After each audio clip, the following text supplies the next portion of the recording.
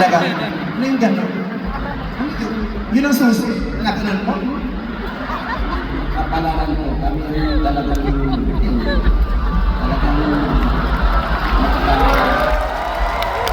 Ma'am Charo, parang ito ang next episode ng MMK. Diba? Ito na ito po.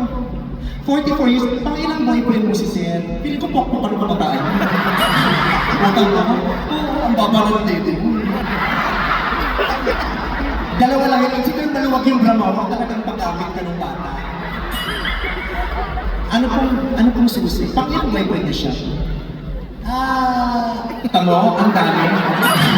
Nagdaan sa lahat ng miyembro ng Hupalaha. Ano? Eh, hindi ko ang respeto. Actually, Respeto silang pan mo sa harapan. sa 44 years namin, sa totoo wala kasi Muslim siya, Katoliko ako.